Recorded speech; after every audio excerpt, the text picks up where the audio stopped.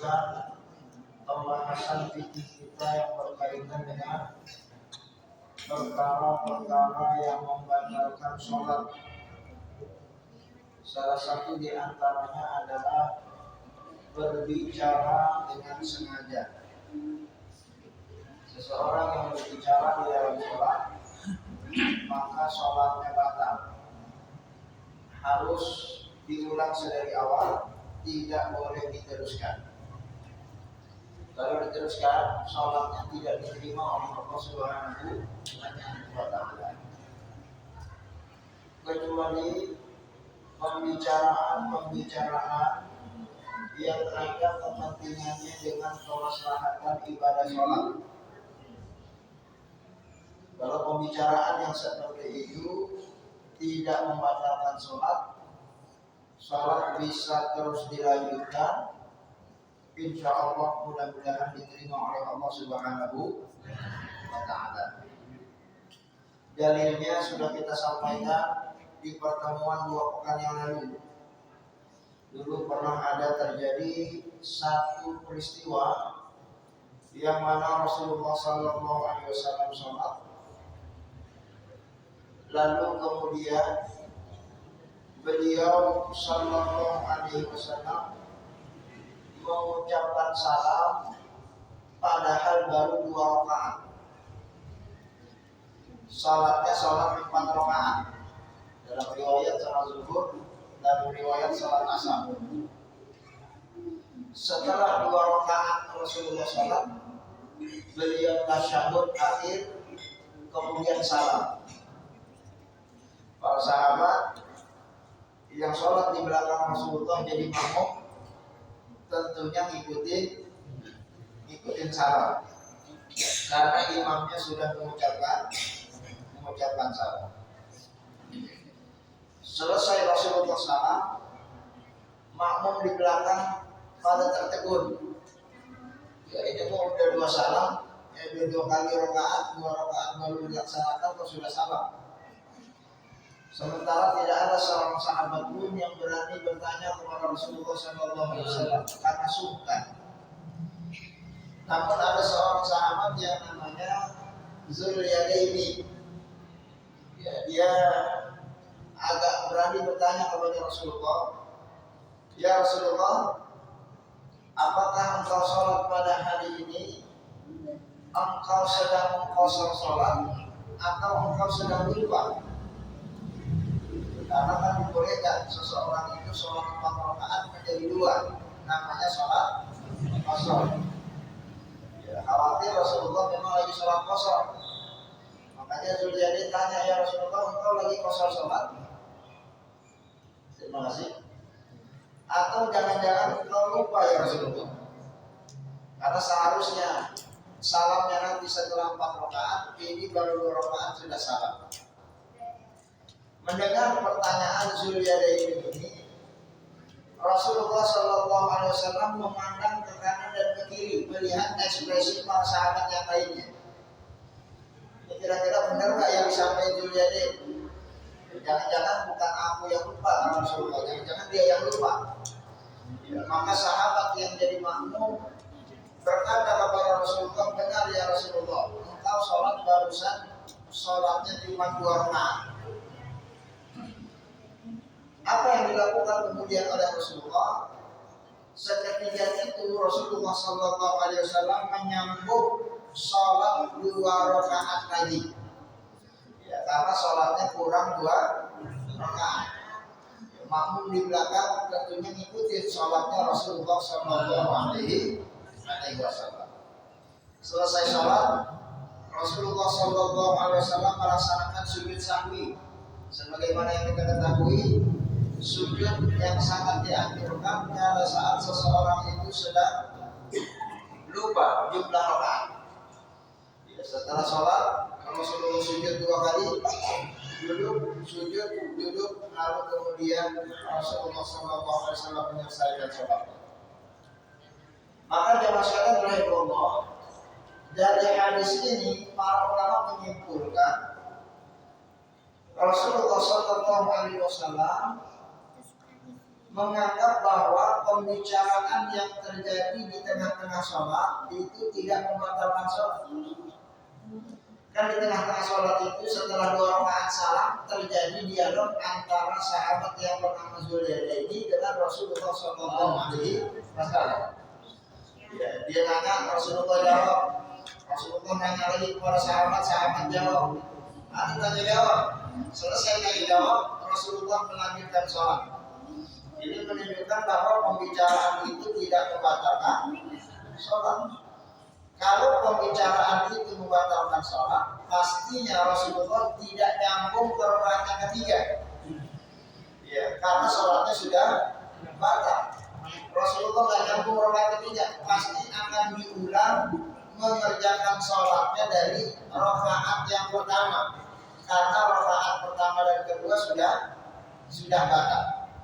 Maka pada saat yang dilakukan oleh Rasulullah tidak mengulangi dari rakaat yang pertama, padahal sudah berbicara, sudah bertanya, sudah menjawab, langsung disambung ke rakaat yang ketiga, maka kata para ulama, pembicaraan di tengah-tengah sholat yang berkaitan dengan kemaslahatan sholat itu tidak membatalkan sholat.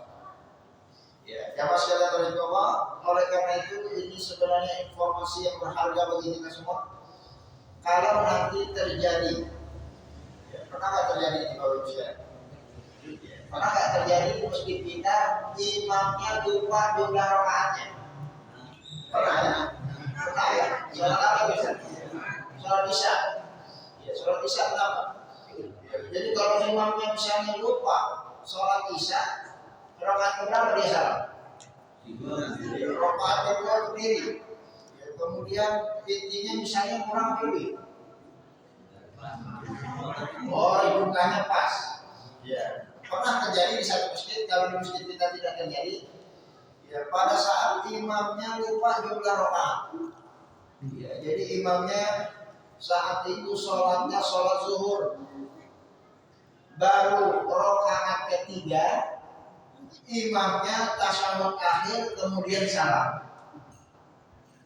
Ya, lalu apa yang dilakukan makmum? Makmum yang nggak paham, subhanallah. Ya, padahal imamnya kan udah salam. Kalau udah salam udah kelar sholat itu. Ya, udah keluar sholat, namanya salam kan berhukum sholat ya terakhir. Subhanallah. Akhirnya jamaah ya bingung, dan imamnya bingung, makmumnya bingung. Ini apa yang harus dilakukan? Ya, akhirnya mereka ngulangin sholatnya sendiri-sendiri, masing-masing sambil bagaimana ini imam kayak orang sholat cuma 3 rakaat. Padahal imam sholat rakaat nggak sengaja dia karena lupa. Padahal sebenarnya ini masalah sederhana. Selesai imam salam, makmum di belakang harusnya ngikut salam. Sebagaimana Rasulullah SAW, makmumnya di belakang ikut salam karena makmum itu ngikutin imam.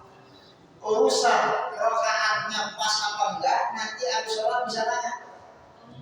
Ya imam, itu sholatnya kok baru 3 rakaat udah salam? Nanti imamnya bisa tanya lagi, emang bener ada 3 rakaat bukan di depan? Enggak, baru 3. Maka langsunglah imam naik untuk melanjutkan jumlah rakaat yang keempat, lalu kemudian setelah itu mengucapkan salam, lalu urusan lupanya itu tinggal diganti dengan sujud salam.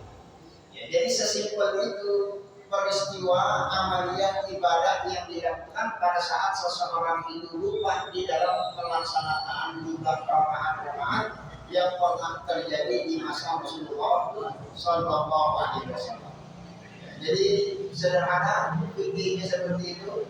Jadi kalau suatu saat nanti imamnya lupa, ya, nggak perlu kita mencaci maki imam, ya, karena imam kita juga manusia yang juga pernah lupa.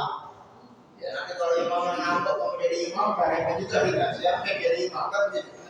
Ya, jangan malah imam kesalahannya cuma sekali. Karena setiap tahun imam lupa, yang hari dia gak lupa-lupa gak apa-apa begitu. Sekalinya lupa lalu kemudian kita sakiti dengan perkataan, sikap-sikap yang kurang baik, Padahal mereka semua itu adalah orang-orang yang berjasa di dalam pelaksanaan ibadah sholat kita, yang menakodai agar sholat kita sempurna di hadapan Allah Subhanahu wa Ta'ala. Ya, jamaah sekalian rahimahullah, maka hadis ini diriwayatkan oleh Abu Hurairah menjadi landasan bagi kita nanti kalau terjadi hal demikian.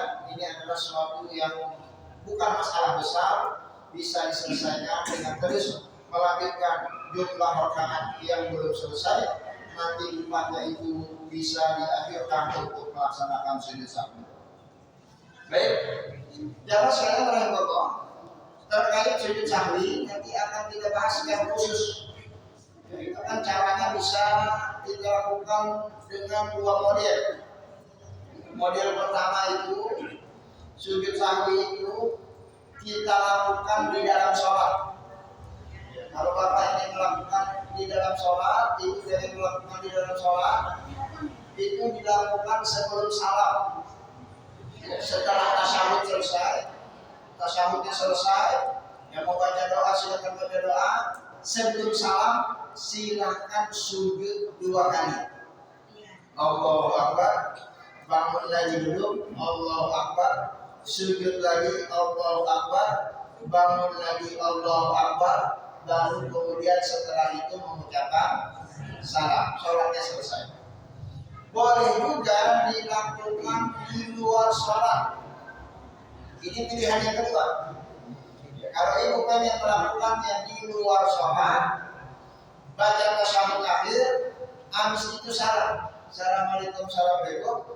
Selesai sholatnya, langsung kemudian sujud sahwi. Sujud Allahu Akbar sekali, bangun lagi dulu Allahu Akbar, sujud lagi 2 kali Allahu Akbar, bangun lagi Allahu Akbar, selesai sholatnya. Jadi dua-duanya ini pernah dilakukan oleh baginda Rasulullah Sallallahu Alaihi Wasallam. Baik ya masyarakat rahimahullah, kita lanjutkan informasi yang selanjutnya. Tubtilu shalah bi irsyadil ma'mum bi ghairi imamihi ila shawabil qiraah. Batal salat seseorang kalau dia memberitahukan ayat-ayat yang dibaca oleh imam yang bukan jadi imam dia. Ya, ada orang sholat, ternyata masjid itu ada 2 jamaah. Ya, itu sering terjadi kalau kita sholat di masjid-masjid rest area. Itu banyak orang jamaah-jamaah ya, kalau bisa lihat. Ini jadi imam, itu jadi imam, kita jadi imam, masing-masing ada makmumnya. Sholatnya sholat subuh misalnya, atau sholatnya sholat maghrib misalnya, atau sholat apa aja yang bersuara. Ya, singkat cerita, ini cuma sekedar contoh. Di sini imam bersuara, di sana imam bersuara. Imam yang ini bacaannya pendek-pendek, kuliah sama kulhu, insya Allah apa? Masjid Darul Falah ini jemaahnya. Baik, masjid yang mana? Jemaahnya yang imamnya di situ bacaannya panjang-panjang, sehingga ada saat dia baca satu ayat dia lupa. Misalnya dia baca Yasin, imamnya wal Qur'anil Hakim innaka laminal mursalin. Imamnya lupa, wa innaka laminal mursalin, wa innaka laminal mursalin. Dia lupa apa yang bedanya di situ. Sementara jemaah masjid Nurul Falah di sini ada makmum yang biasa yasinan. Ya, jemaah apa? Wa innaka laminal mursalin ala siratil mustaqim. Akhirnya ini makmum nyaut untuk mengasih tahu imam yang lagi jadi imam. Dibaca innaka laminal mursalin, dijawab innaka laminal mursalin ala siratil mustaqim. Dia ngasih tahu, nyaut biar dia lanjutkan ini bacaan surat Yasin. Maka kalau itu terjadi, ini jamaah makmum yang ngasih tahu bacaan imam yang orang lain sholatnya batal. Sholatnya batal. Karena di situ ada unsur ta'lim wa ta'allum. Ada proses pengajaran. Itu namanya al-kalam, berbicara di luar sholat itu membatalkan sholat. Ya, jadi mengoreksi bacaan imamnya orang lain padahal kita sedang sholat itu membatalkan sholat. Wa amma irsyadul ma'mum imamahu, tapi kalau kita membetulkan bacaan imam kita sendiri, kita mau ngasih tahu bacaan imam kita, maka berikut penjelasan yang disampaikan oleh para ulama. Ya, kalau yang tadi kata ngasih tahu imam lain. Kalau ngasih tahu imam sendiri, kita sebagai makmum, maka berikut penjelasan ulama. Jika tawaqqafa al-imam fil qira'ah aw taraddud fiha qabla an yantaqil ila ayatin ukhra, jaza lil ma'mum an yaftah alaihi. Boleh makmum itu ngasih tahu nyaut untuk ingetin imam yang sedang lupa. Imam kepada Yasin wal Qur'an hakim innaka laminal mursalin makmum nyaut apa nyautannya ala siratim mustaqim.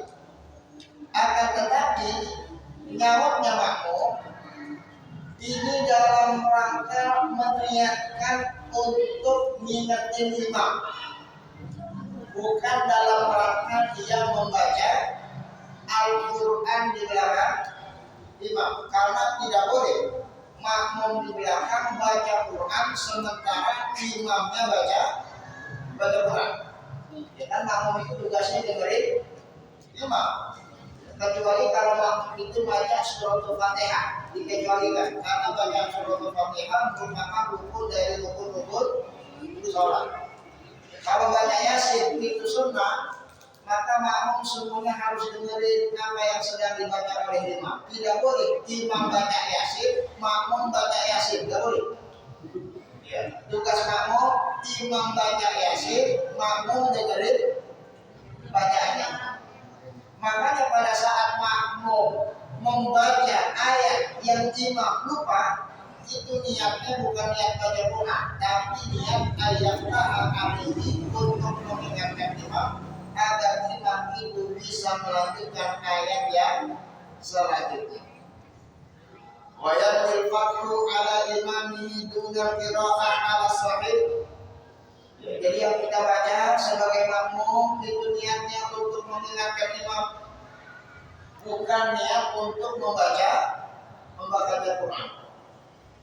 Di annahu murakhas fihi, karena hal tersebut diperbolehkan. Wa amma qira'ah khalfal imam fa hiya mamnu'ah.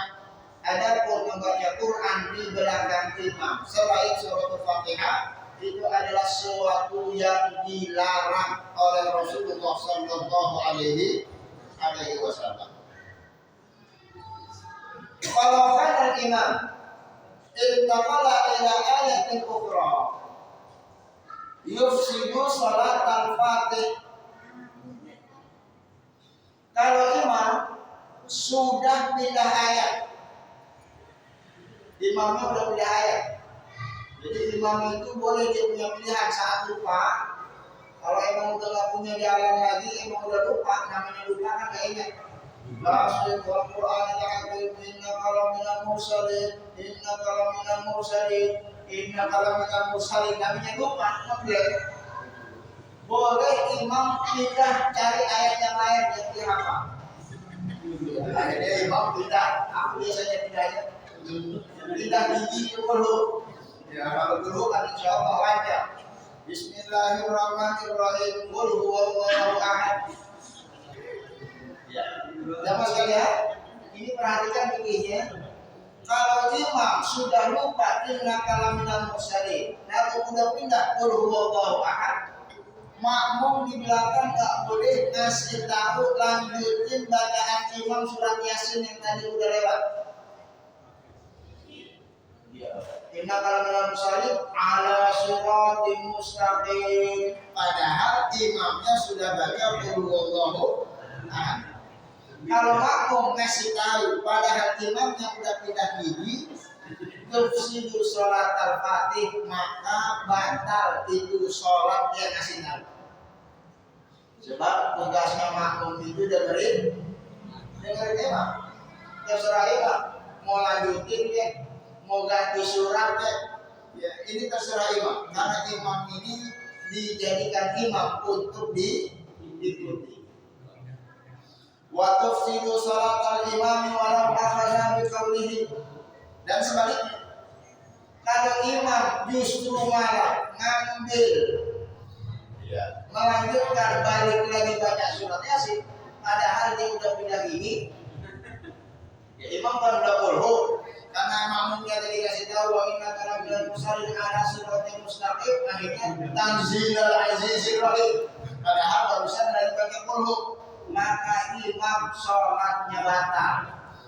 Kalau imam sholatnya batal, ya harus diganti. Kenapa? Karena terjadi TikTok komunikasi dua arah, ya sudah terjadi taklim, muta'alim, saling belajar di antara kita. Itu bukan ibadah sholat yang seharusnya kita laksanakan kepada Allah Subhanahu wa Ta'ala. Liwujubi talqin, karena sholatnya itu ada proses pembelajaran. Ya, batal sholat. Wa yanbaghi lil muqtadi an yu'ajjilil imam bil fathi.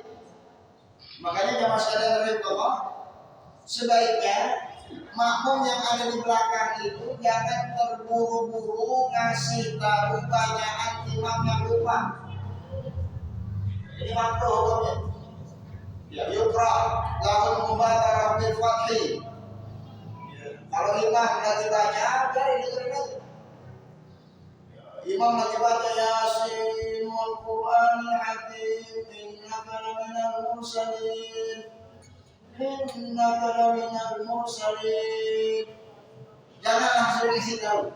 Itu jangan-jangan imam lagi sedang menghayati, lagi khusyuk dia. Antara lupa sama khusyuk dia. Ngomongnya innaka laminal mursalin. Dibaca diganti, dengerin aja. Kecuali kalau memang ada indikasi imamnya lupa, baru kemudian kita kasih tahu. Jadi kalau imam cuma baru sekedar mengulang ayat, ini bukan berarti belum tentu dia lupa. Bisa jadi dia karena ingin merasa ayat yang barusan dia baca dia nikmati, dia ulangi sekali lagi. Maka jangan terburu-buru untuk meneruskan bacaan imam. Bal yaqra'u hina al-habat idza jaa amanat taraddud fil qira'ah. Maka imam itu punya pilihan. Kalaulah mungkin dia lupa, dia tidak harus memaksakan melanjutkan ayat yang dia baca. Dia boleh pindah ayat tadi. Ataupun kalau imam mau langsung rukuk, itu boleh-boleh saja. Karena yang dibaca itu adalah perkara sunnah, dilanjutkan dapat pahala, ditinggalkan pun insya Allah sholatnya tetap sah. Oleh karena itu jamaah sekalian rahimakumullah, perlu diperhatikan jika ingin membenarkan bacaan imam. Ya, kalau memang imamnya lupa, biarkan dulu imam sejenak mengingat-ingat hafalannya. Ya, biarin dulu. Ya, siapa tahu kalau dia ulang sekali lagi mundur ke belakang itu nyambung lagi. Jangan kita makmum buru-buru. Ya, khawatir kalau makmum buru-buru ngasih tahu imamnya malah kaget, malah lupa semuanya. Ya, karena grogi dan lain sebagainya. Kemudian poin yang kedua yang juga harus diperhatikan, kalau ngasih tahu jangan rame-rame. Ya. Ini sering terjadi Pak ya. Imamnya lupa, makmumnya rame-rame ngasih tahu. Ya, Bapak itu juga merasakan jadi imam. Imam kalau kasih tahu rame-rame, tambah ingat atau tambah lupa? Tambah lupa dia. Tambah lupa dia. Ya makanya ada petugas khusus yang berdiri di belakang imam, biar dia saja ya meluruskan bacaan imam. Ya, jadi satu orang aja. Kalau satu orang sudah ngasih tahu, biarkan satu orang itu yang kasih tahu. untuk menuntun imam ke jalan yang benar, insyaallah ta'ala. Ya, jamaah sekalian rahimahullah. Yang di belakang, yang di ujung, nggak usah ikut-ikutan ngasih tahu. Ini kadang imam lupa di depan, yang ngasih tahu yang di belakang. Sehingga suaranya kan gede. Ya, dia sekalian ngasih tahu juga. Aneh juga apa ya ayat ini? Ya, apalagi kalau ada niat yang seperti itu dikhawatirkan justru malah ya tidak menjadi berpahala. Ya, karena ini bagian dari godaan syaitan yang terkutuk. Nauzubillah summa nauzubillah. Jadi kita sedang berbicara kepada Allah. Ya, kalau ada yang ingin mengoreksi silakan koreksi orang yang ada di belakang imam, cukup satu orang saja. Ya, kecuali kalau di jamaah di belakang imam itu tidak hafal, yang hafal ada di pojokan, silakan yang di pojokan kasih tahu ya, dengan niat agar imam itu melanjutkan bacaan-bacaan. Dan imam pun punya pilihan tadi, boleh imam melanjutkan, boleh juga imam pindah ke surat yang lain, dan imam juga boleh langsung rukuk. Jadi seluruhnya diserahkan kepada imam dan kita makmum di belakang harus mengikuti kebijakan yang dilakukan oleh imam kita. Baik, jamaah sekalian rahimahullah. Selanjutnya adalah al-khitab bi nazmil Qur'an wa zikri. Ada pembicaraan yang berkaitan dengan kutipan cuplikan ayat Quran. Ya, ini kalau menurut al-fuqaha fi bayan min khataba ahadan bi syai'in min al-Qur'an wa huwa yusalli. Ya, seperti ada ayat bunyinya kelihatan ya. Surat Thaha ayat 17. Ya, misalnya ada jemaah kita namanya Pak Musa. Ada Pak Musa di sini, Pak? Musa. Ya, kita lagi sholat di pojokan situ, ngeliat Pak Musa bawa kantong kresek, dia tenteng di sebelah kanan. Ya, kita lagi sholat. Di Quran itu ada bunyi ayat surat Thaha, bunyinya wa ma tilka biyaminika ya Musa. Apa yang ada di tangan kananmu wahai Musa? Jadi maksudnya mau Musa dari Musa gitu ya. Cuman kita lagi sholat pengen nanya, Musa ente bawa apaan tuh? Yang dikresek, ente tenteng di tangan kanan. Tapi kita ngomongnya pakai kutipan ayat Quran. Wa ma tilka biyaminika ya Musa. Nah itu hukumnya batal atau enggak batal? Atau contoh lain, dalam ayat Al-Quran ada surat Al-Hijr ayat 46. Iya. Udkhuluha bisalamin aminin. Ada tamu ketok-ketok pintu, tok-tok-tok, assalamualaikum. Kita lagi sholat. Boleh nggak kita ngucapin salam? Nggak boleh karena kita lagi sholat. Nggak boleh waalaikumsalam. Batal sholat karena itu ada komunikasi. Apalagi kita tambahin waalaikumsalam, masuk aja, Anda lagi sholat. Batal sholatnya. Ulama membahas bagaimana kalau jawabannya diambil dari cuplikan ayat Quran. Terpokok assalamualaikum. Udkhuluha bisalamin amin. Surat Al-Hijr yang tidak banyak. Artinya masuk aja dengan penuh keselamatan. Batal apa enggak? Ya. Jadi contoh lain, jadi banyak ayat-ayat Quran yang artinya mungkin bisa diterapkan. Maka dalam hal tersebut di dalam jumhur ulama berpendapat ila maqamis shalah bi kulli ma usida bihi al-Quran. Yang paling atas. Jadi apapun bentuk ucapan-ucapan yang dimaksudkan kita untuk berkomunikasi dengan orang yang ada di sekeliling kita, meskipun kita ambil dari cuplikan ayat-ayat Quran, itu membatalkan sholat. Itu membatalkan sholat. Jadi nggak boleh. Ya, tidak boleh kita berkomunikasi. Itu termasuk ke dalam kategori al-kalam inilah yang membatalkan sholat. Batal kalau kita berbicara, walaupun yang kita bicarakan itu redaksinya dari Al-Quran. Wa dhahaba Syafi'iyah annahu la tubtilu shalah bil dzikri wa du'a. Kalau dalam mazhab Imam Syafi'i itu juga batal. Syafi'i. Kecuali kalau yang diucapkan itu hanya sekedar zikir dan doa, tidak ada unsur komunikasinya. Jadi kalau cuma sekedar zikir, sekedar doa, tidak ada komunikasi, maka itu tidak batal. Tapi kalau ada komunikasi dua arah, maka itu membatalkan sholat. Wa amma idza kana al-dhikru la khitaba fihi fala tubtilu shalah.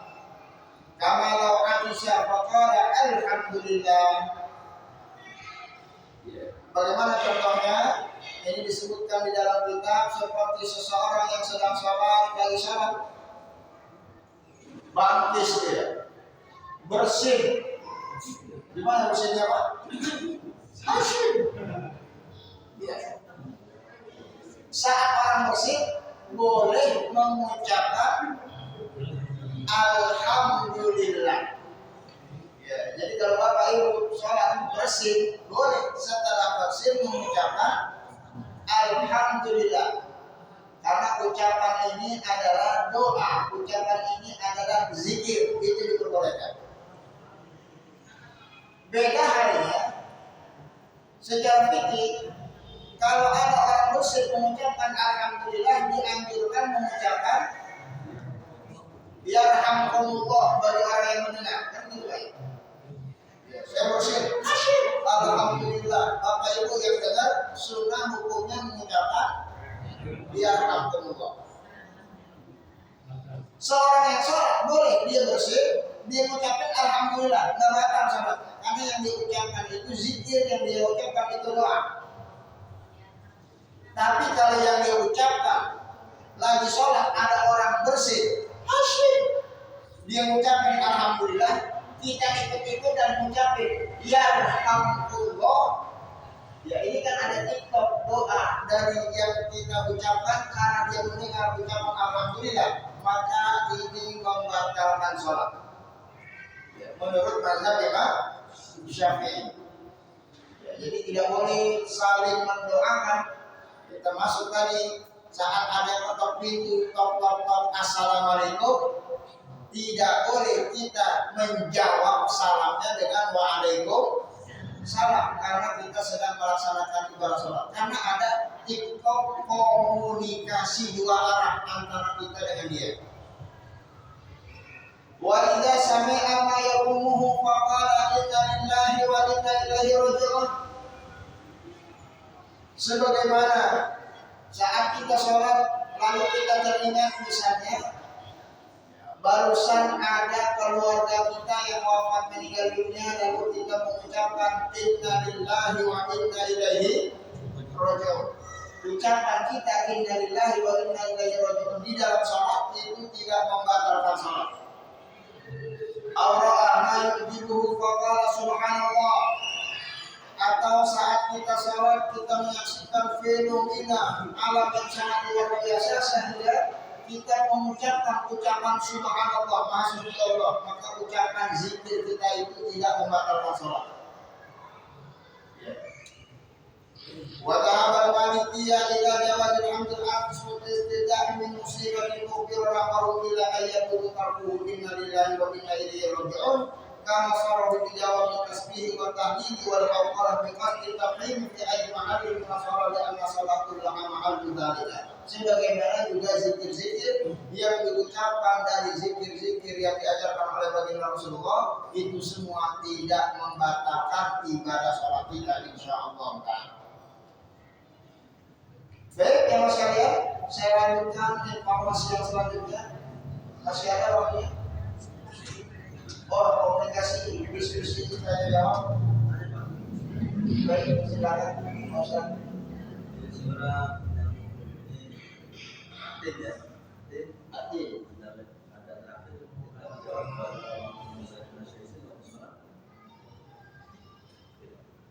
Bala wa ana dzalika minasyahidin. kita jawab tentang Baik. Ya, itu ada kesunahannya. Di dalam kitab Fiqh Sunnah yang sedang kita bahas, tapi kita belum sampai ke sana. Jadi nanti ada ayat-ayat tertentu yang kita dianjurkan untuk membaca lafal-lafal tertentu. Ya, seperti yang Ustaz barusan sebutkan. Ya, pada saat misalnya Rasulullah SAW diriwayatkan dalam satu hadis, Rasulullah itu kami membaca surat-surat tertentu yang ada informasi terkait dengan nikmatnya surga. Rasulullah selalu berhenti dulu membaca agar Allah menganugerahkan surga. Saat Rasulullah membaca ayat-ayat yang terkait dengan informasi dengan siksa Nabi neraka, Rasulullah sebelum melanjutkan ayat selanjutnya meminta dulu kepada Allah perlindungan dari siksa api neraka. Jadi bacaan-bacaan yang seperti itu dianjurkan dan disunahkan sebagaimana yang dilakukan oleh Rasulullah Sallallahu Alaihi Wasallam. Sebab yang kita baca itu masih dalam satu rangkai amaliyah ibadah sholat yang kita lakukan kepada Allah Subhanahu Wa Taala. Itu tidak termasuk komunikasi yang dilarang. Ini kan yang dilarang karena kita berbicara dengan orang lain yang tidak sedang melaksanakan ibadah sholat. Sama seperti saat kita imam mengucapkan waladhdallin, kan makmum juga menjawab amin. Jawaban kita ini ada kaitannya dengan amaliyah ibadah sholat. Itu tidak membatalkan sholat.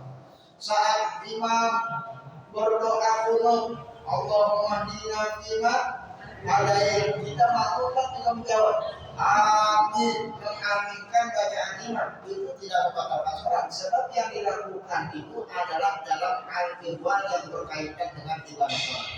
Yang dimaksud dengan komunikasi yang terlarang itu adalah komunikasi dengan orang lain yang tidak sedang melakukan ritual amaliyah ibadah sholat.